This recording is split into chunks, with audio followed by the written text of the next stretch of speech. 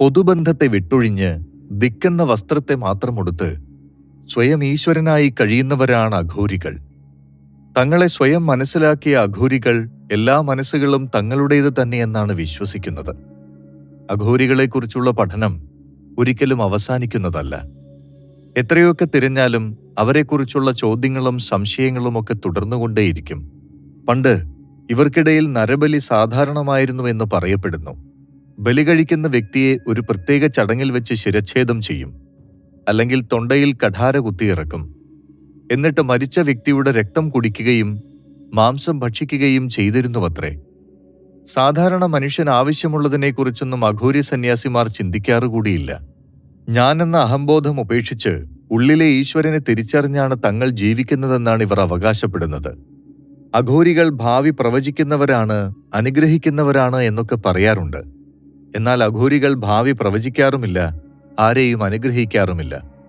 ഈ വിഭാഗത്തിലെ ചില കള്ളനാണയങ്ങളാണ് ഇങ്ങനെയൊക്കെ ചെയ്യുന്നത്. മനുഷ്യമാംസം ഭക്ഷിക്കുന്നതിലൂടെ തന്ത്രം ചെയ്യാനുള്ള ശക്തി കൂടുമെന്നവർ വിശ്വസിക്കുന്നു. അഘോരികൾക്കത് അവരുടെ ആത്മീയ പരിശീലനത്തിന്റെ ഭാഗമാണ്. മൃതദേഹത്തിൽ ചാരം പൊതിഞ്ഞ് മന്ത്രങ്ങൾ ഉച്ചരിക്കുന്നു, ഒപ്പം ഡ്രമ്മുകൾ കൊട്ടുകയും ചെയ്യുന്നു. ഇപ്പോൾ മന്ത്രങ്ങളും ഡ്രമ്മിന്റെ ശബ്ദവും തമ്മിൽ ശാരീരിക ബന്ധമുണ്ടാകുന്നു എന്നാണ് ഇവർ കരുതുന്നത്. ഈ പ്രവൃത്തിയും അവരുടെ സാധനയുടെ ഭാഗമാണ്. അഘോരികൾ നായ്ക്കളെ വളരെയധികം സ്നേഹിക്കുന്നവരാണ്. പശു, ആട് തുടങ്ങിയ മറ്റെല്ലാ മൃഗങ്ങളിൽ നിന്നും അകലം പാലിക്കുന്ന അഘോരി തനിക്കൊപ്പം ഒരു നായയെ വളർത്താൻ ഇഷ്ടപ്പെടുന്നു. മറ്റ് സന്യാസിമാരെ പോലെ അവർ ബ്രഹ്മചര്യം പിന്തുടരുന്നില്ല. അഘോരികൾ ശാരീരിക ബന്ധത്തിൽ ഏർപ്പെട്ടാൽ പിറ്റേ ദിവസം 9 മണിവരെയെങ്കിലും ഇണകൾ ഇതേ കിടപ്പ് കിടക്കുമത്രേ. ഈ അവസ്ഥയിൽ തങ്ങളുടെ സൂക്ഷ്മ ശരീരം ജ്വലിക്കുന്നതായും ആ നിർവൃതിയിൽ പരമാത്മ ചൈതന്യം അബോധ മനസ്സിൽ തെളിയുന്നതായും അഘോരികൾ സാക്ഷ്യപ്പെടുത്തുന്നു. അഥർവവേദത്തിൽ നിരവധി നിഗൂഢ മന്ത്രങ്ങൾ പ്രതിപാദിച്ചിട്ടുണ്ട്. ഈ നിഗൂഢ മന്ത്രങ്ങളെ മനനം ചെയ്ത് വികസിപ്പിച്ചെടുക്കാതെ പുരാതന കാലത്ത് ഋഷിവര്യന്മാർ വിട്ടുകളയുകയാണ് ചെയ്തത്. വേദമന്ത്രങ്ങൾ ദുരുപയോഗം ചെയ്യാതിരിക്കാനാണ് ഈ മുൻകരുതൽ അവർ എടുത്തത്. അഥർവവേദത്തെ അധമമാണ് എന്ന് കണക്കാക്കി വേർതിരിച്ചു നിർത്തിയതും ഇതുകൊണ്ടാണ്. പക്ഷേ കാര്യസാധ്യത്തിനും സ്വാധീനത്തിനും വഴങ്ങി ക്ഷിപ്രകോപികളായ ചില മുനിശ്രേഷ്ഠന്മാർ ഈ മന്ത്രങ്ങളെ മനനം ചെയ്ത് ശിഷ്യന്മാർക്ക് ഉപദേശിച്ചു കൊടുത്തിട്ടുണ്ട്. ഈ ശിഷ്യപരമ്പരകളിൽ നിന്നാണ് അഘോരികൾ ഉണ്ടായതെന്നും പറയുന്നു.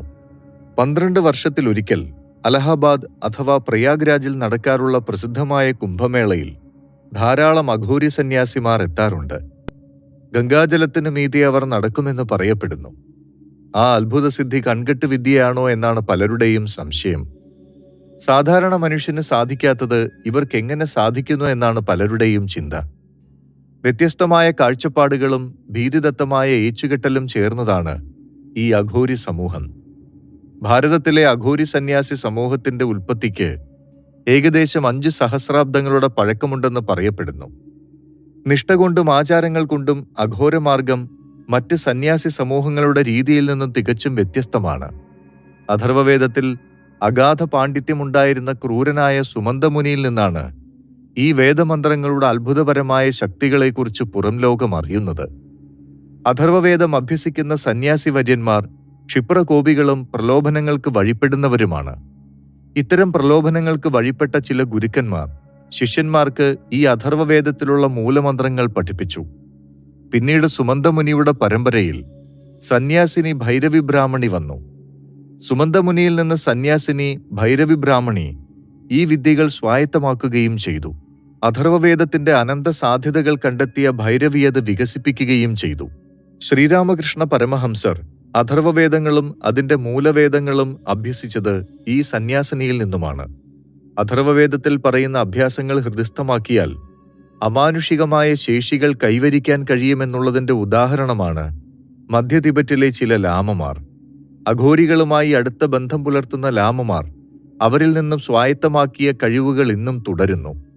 മഞ്ഞ വസ്ത്രങ്ങൾ ധരിച്ച്, രുദ്രാക്ഷമാലകൾ കഴുത്തിലണിഞ്ഞ്, താടിയും ജടപിടിച്ച മുടിയും വളർത്തി, ഭസ്മക്കുറിയും സിന്ദൂരവും ചാർത്തി, കമണ്ഡലവും തൃശൂലവും കയ്യിലേന്തി, കടഞ്ഞെടുത്ത ദേഹപ്രകൃതിയോടെ ഉറച്ച കാൽവയ്പുമായി നടന്നെടുക്കുന്ന അഘോരി സന്യാസിമാരെ അവരുടെ തേജസ്സിൽ നിന്ന് നമുക്ക് തിരിച്ചറിയാൻ കഴിയും. അതിതീക്ഷ്ണമാണിവരുടെ കണ്ണുകൾ. ചോര പൊടിയുന്ന ആ നോട്ടം എതിരിട്ട് നിൽക്കാൻ സാധാരണ മനുഷ്യന് സാധ്യമല്ല. അവർ ആരെയും ശ്രദ്ധിക്കുകയോ ഭിക്ഷയാചിക്കുകയോ ചെയ്യില്ല. ഇവരെ കണ്ടെത്തുന്നതും അത്ര എളുപ്പമല്ല. കാശിയിലും ഉത്തരകാശിയിലും സതീദേവിയുടെ 9 ശക്തിപീഠങ്ങളിലും കുംഭമേള നടക്കുന്ന സ്ഥലങ്ങളിലും മാത്രമേ ഇവരെ കണ്ടെത്താൻ സാധ്യതയുള്ളൂ. ഉത്തരേന്ത്യയിലെ കൊടുംകാടുകളിലും ഹിമാലയത്തിലുമാണിവർ സ്ഥിരമായി കഴിയുന്നത്. മദ്യം, ഭാങ്, കഞ്ചാവ് തുടങ്ങിയ ലഹരി വസ്തുക്കളും മാംസഭക്ഷണവും അഘോരിമാർഗത്തിൽ അനുവദനീയമാണ്. വീര്യം കുറഞ്ഞ പോഷകമൂല്യമുള്ള സോമരസവും ഇവർക്ക് പഥ്യമാണ്. പക്ഷേ എല്ലാം നിയന്ത്രിതമാണ്. രക്തപാനവും ചില പൂജാവസരങ്ങളിൽ ഇവർ ആസ്വദിക്കുന്നു. മൃഗബലിയും ചില അവസരങ്ങളിൽ പതിവുണ്ട്. സൂര്യന്റെ ഊർജവും ശുദ്ധജലവും കൊണ്ട് എത്ര നാൾ വേണമെങ്കിലും ഇവർക്ക് കഴിയാനാവുമത്രേ. അഘോരികൾ രാത്രി ഉറങ്ങാറില്ല. സന്ധ്യാവന്ദനം 5 നേരത്തും കൃത്യമായി ചെയ്യും. സന്ധിക്കുന്ന സമയത്ത് വന്ദിക്കുന്നതാണ് സന്ധ്യാവന്ദനം, അതായത് ബ്രാഹ്മമുഹൂർത്തം, ഉദയം, മധ്യാഹ്നം, അസ്തമനം. പ്രഭാതവന്ദനം കഴിഞ്ഞാൽ പിന്നെ ഉച്ചവരെ കിടന്നുറങ്ങും. ആർഷഗ്രന്ഥങ്ങളും നവീന ശാസ്ത്രഗ്രന്ഥങ്ങളും നിത്യവായനയിൽ പെടുന്നു. സൂര്യാരാധന വളരെ കൃത്യതയോടെ അനുഷ്ഠിക്കും. തന്ത്രസാരത്തിലെ വിധിപ്രകാരം ഷഡംഗധ്യാനം ചെയ്ത് ഇടത് കൈയിൽ ജലമെടുത്ത് വലത് കൈകൊണ്ട് അടച്ചു പിടിക്കുന്നു. പിന്നെ ഹം, യം, രം, ലം, വം എന്നീ ബീജാക്ഷരങ്ങളുടെ മന്ത്രം ജപിക്കുന്നു.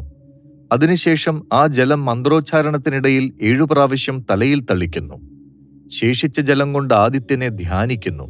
കടുത്ത മഞ്ഞുകാലത്ത് ഹിമസാമ്രാജ്യത്തിലൂടെ സഞ്ചരിച്ച് മംഗോളിയ വരെ ഇവർ ചെന്നെത്താറുണ്ട്.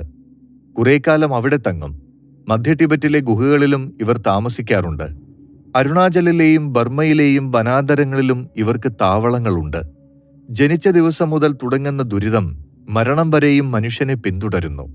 സുഖദുഃഖ സമ്മിശ്രമാണ് ജീവിതമെന്ന് പറയാമെങ്കിലും സുഖം വളരെ കുറവു തന്നെ. മനുഷ്യൻ വിവാഹം, സന്താനങ്ങൾ, ജോലി, സാമ്പത്തികം, ജരാനര തുടങ്ങിയ മഹാചുഴികളിൽ കിടന്ന് നട്ടം തിരിയുകയാണ്. ഇതൊന്നുമില്ലാത്ത ഒരു ലോകമാണ് അഘോരികൾ വിഭാവന ചെയ്യുന്നത്.